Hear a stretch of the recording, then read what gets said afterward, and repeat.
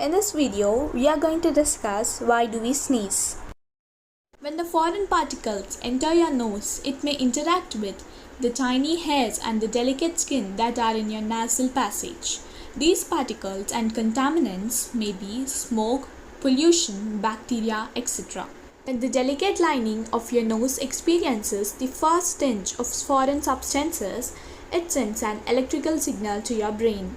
This signal tells your brain that the nose needs to clear itself. The brain signals your body it's time to sneeze, and your whole body prepares for contraction. In most of the cases, eyes are forced to shut and tongue moves to the roof of the mouth. All this happens in just a few seconds. During a sneeze, the water, mucus, and air from our nose comes in with incredible force.